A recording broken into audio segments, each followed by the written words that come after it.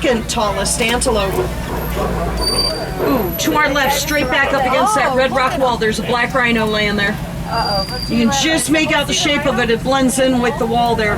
Fully grown black rhinos like that one to our left can weigh as much as 3,000 pounds and run at 30 miles an hour. He is very well camouflaged where he's at.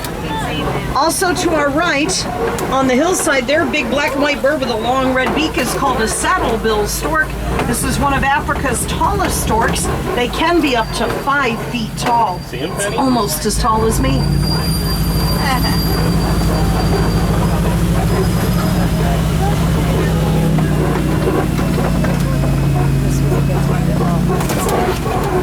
Almost dead moon, you know, it's like hot.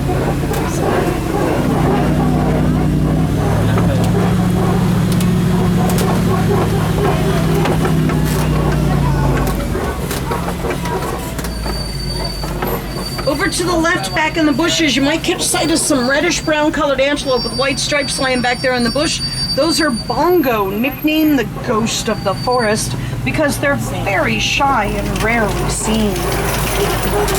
We're gonna head to the Safi River next. There, I'm hoping to show you hippos and crocodiles.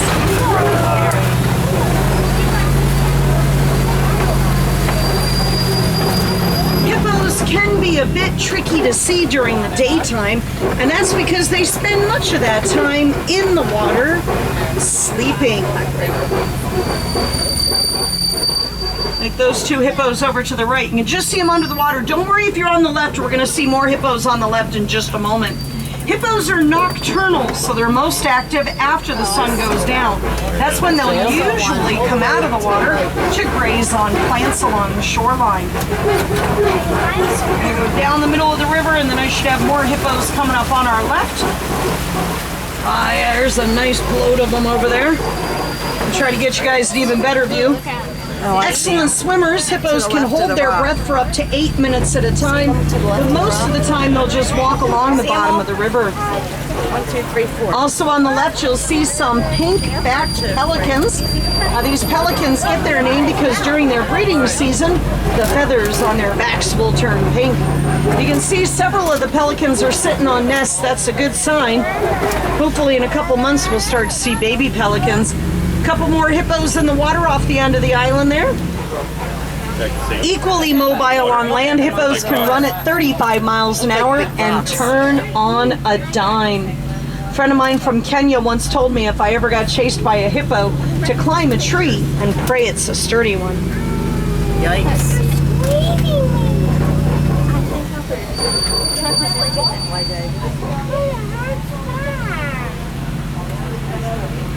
Looks like we have a little backup here. There's an old bridge which might explain the backup.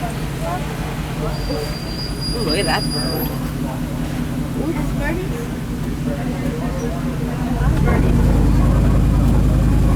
How come the hippos don't eat the It's all the way down. birds? See that one? You know they eat birds. Oh, whoa. Yeah.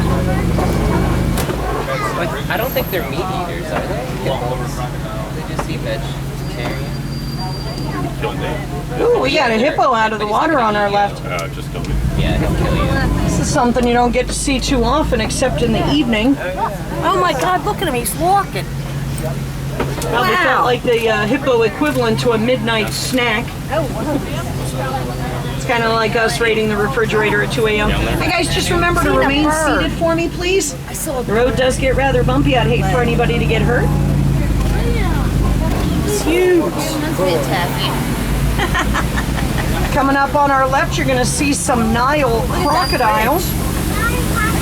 A Nile crocodile can grow up to 20 feet in length, and they're what's called an ambush hunter. That means they wait until something makes the mistake of getting too close, and then they snap out and grab it before it has a chance to get away. Switch places? You want to sit here? As soon as we switch, everything will be on this side. Yeah, that's true. Whoa. We are now heading into the savanna grassland system of the reserve. This is where we should see the greatest concentration of animals. On our way there, I want to show you my favorite kind of tree that you'll see here in Africa. It's called a baobab tree, but you may have heard people calling it the upside down tree.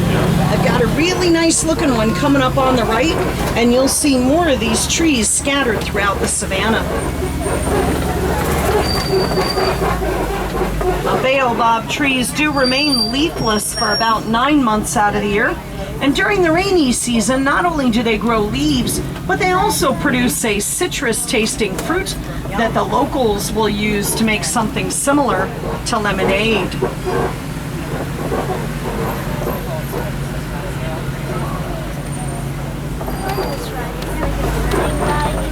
Take a what? Yeah. Looks like we have some giraffe on the move up ahead. I also see some Ankoli cattle coming up at the bottom of the hill on our right. This is one of my favorite animals in the reserve.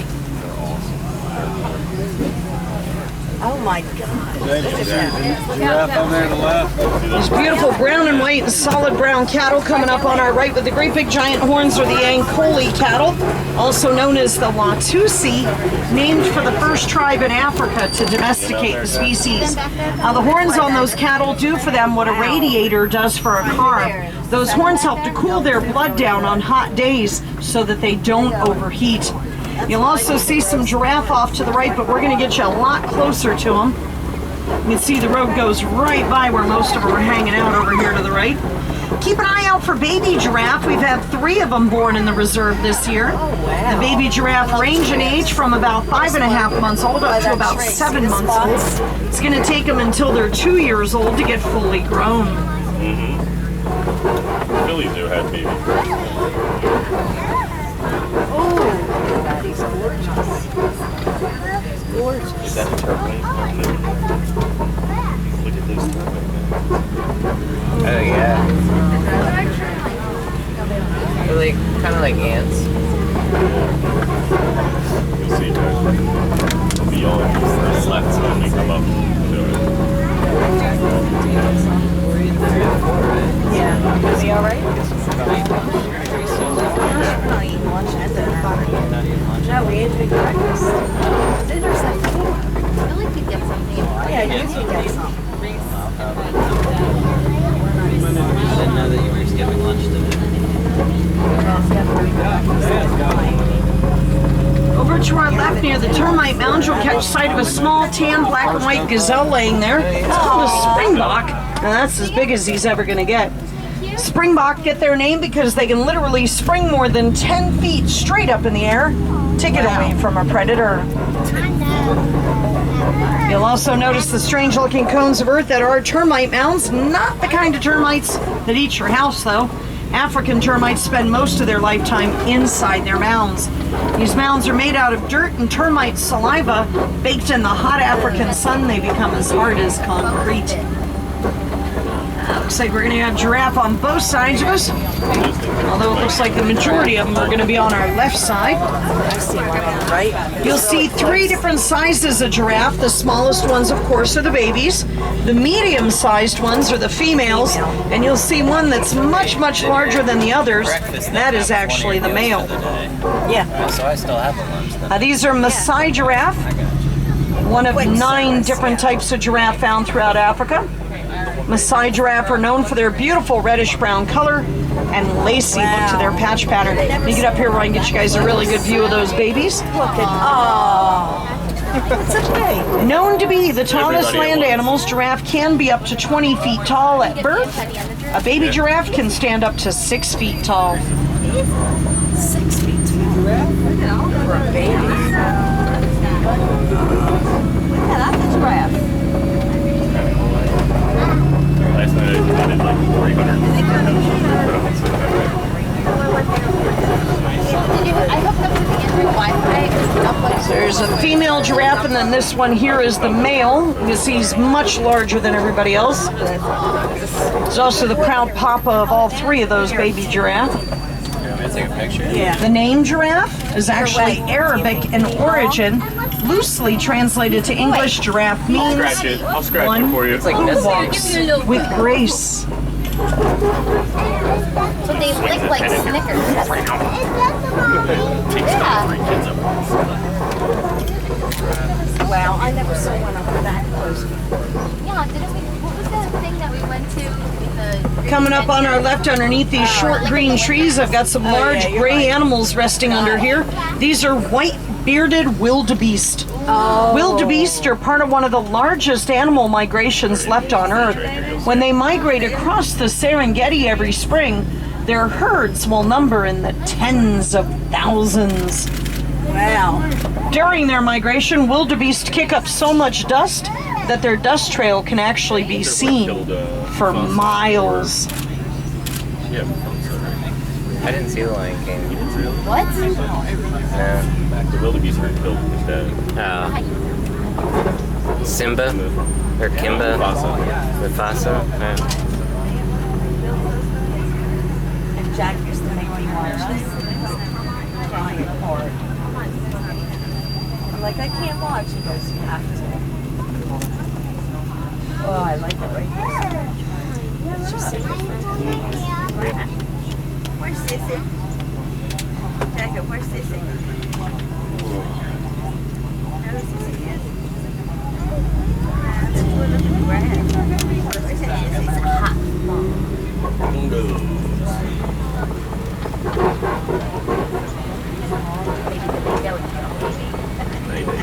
Were you singing Santana? Yeah.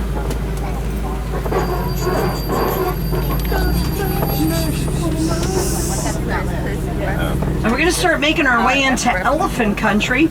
I do know of a couple of watering holes the elephants like to hang out at. We're going to take a drive by both of them, see if we can find just some elephants today. What's it?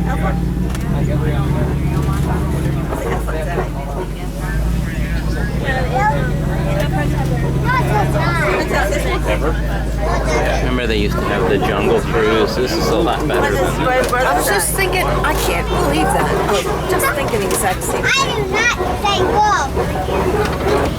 This is much better. I mean, I probably haven't seen one in like 25 years. Like since I was little.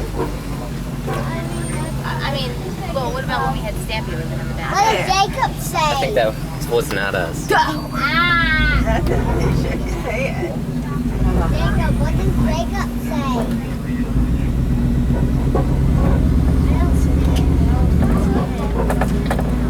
I know they're pretty big. I know that.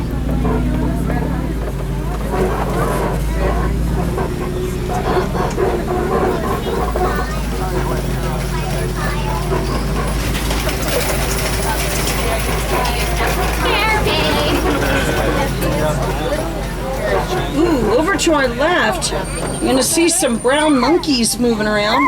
There's several of them over by the trees there. These are mandrills, and mandrills are known for their very brightly colored faces. They have shades of blue and red on their faces. I only see his butt.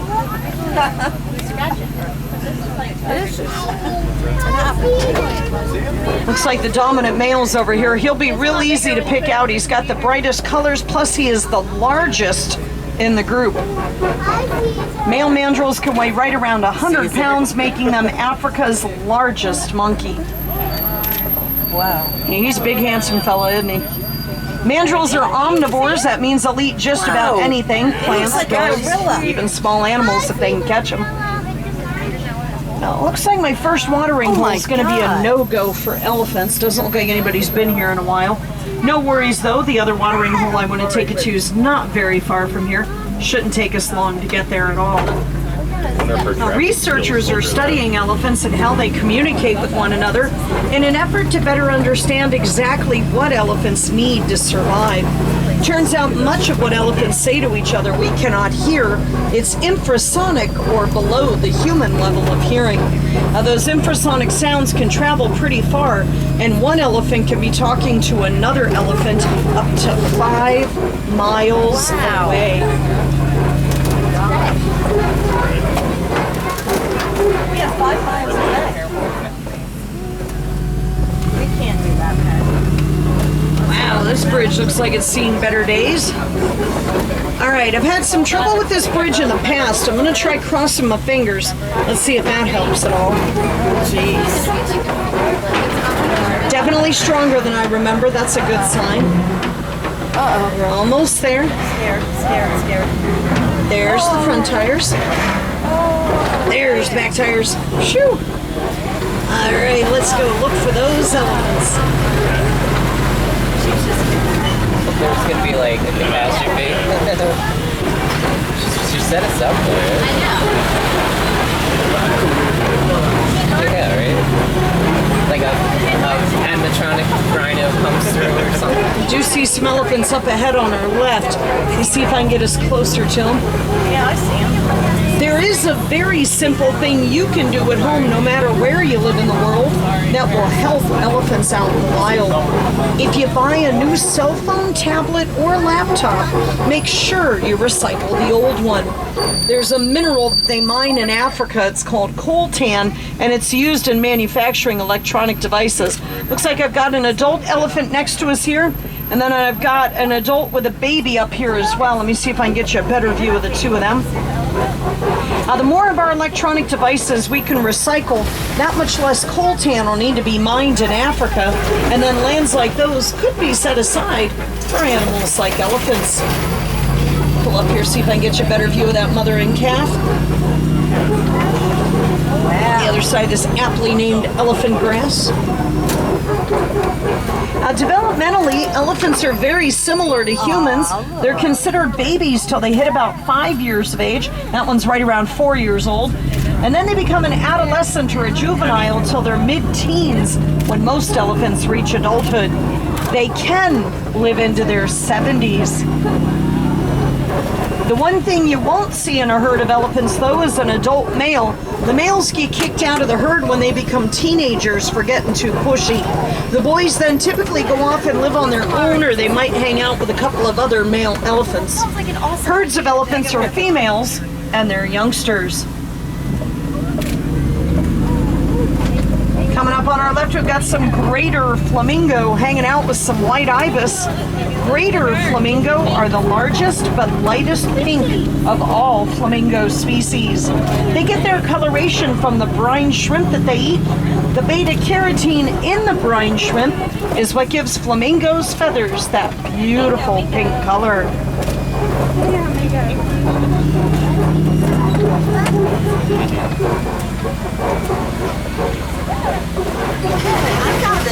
I saw that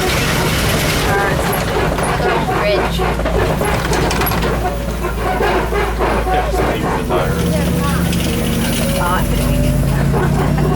Jacob and I get it. It's hot.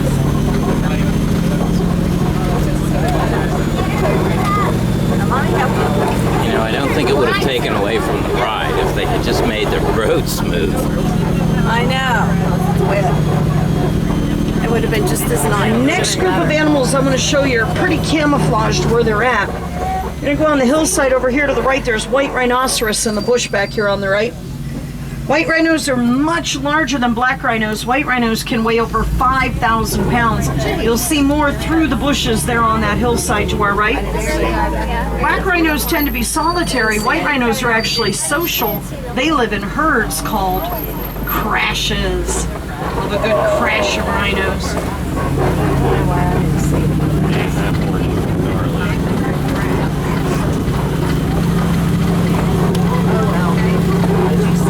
Walk up this little road. This one right here. You get impaled. So you can probably do that. We get impaled for a minute.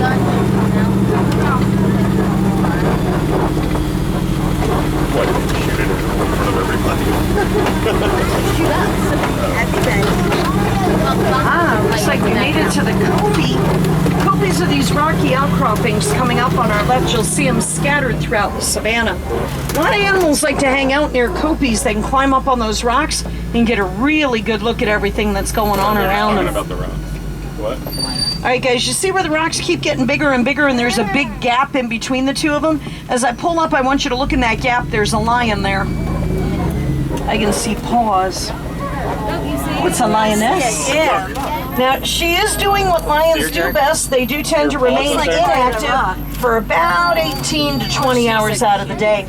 Lions prefer to hunt at night, relying on the cover of darkness for stealth. Plus, they have really good night vision. Over to our right-hand side, got some brown and white antelope over here. These are called Bontebok. Bontebok are very rare. They're only found in protected reserves.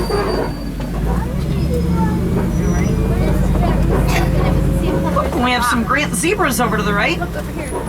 Grant zebras are the most common zebra found in Africa, and they're actually black animals with white stripes. You can tell by looking at the color of their nose. The color of a zebra's nose is the color of their skin.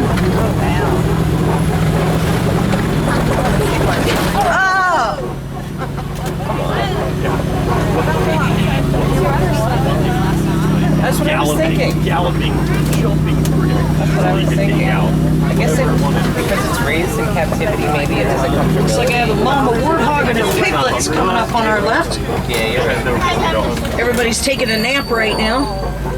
Those yeah, baby they're laying. warthogs are about 4 months old now. And they are Africa's largest burrowing mammals. laying They on use the their ground. nose and their tusks to root up the dirt. Dig nice big burrows that they use for sleeping in. Also coming up on our left down on the ground, looks like I've got a nest of ostrich eggs. Largest egg made by a bird. Ostrich eggs can weigh up to 3 pounds each. Takes about 18 to 24 chicken eggs to be the same size as one ostrich egg. Over to the right, you can see the Bontebok and the Grant zebras again, and then I've got 2 female ostriches. Move, ostrich. Okay, sweetheart, you need to pick a side. Nice, a good girl. Ostriches are the largest bird in the world, but they cannot fly. They can, however, run at about 40 miles an hour. You're almost there, princess. Where's my car? That's a good girl. Ostrich knowledge. Now, these are female ostriches. You can tell by the color of their feathers. Girl ostriches have gray feathers. Boy ostriches have black feathers.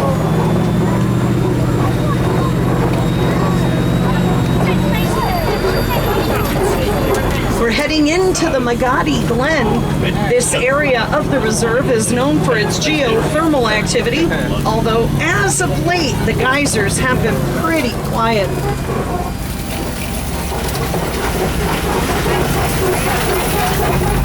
And I got some interesting antelope coming up on our right.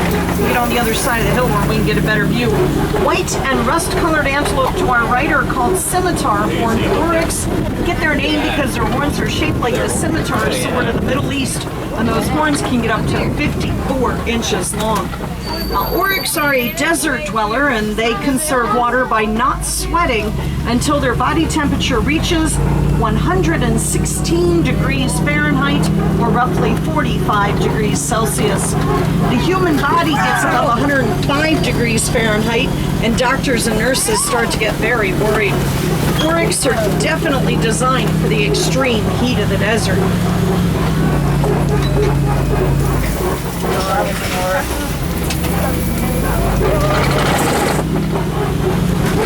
Are you peeking at like 104 right now?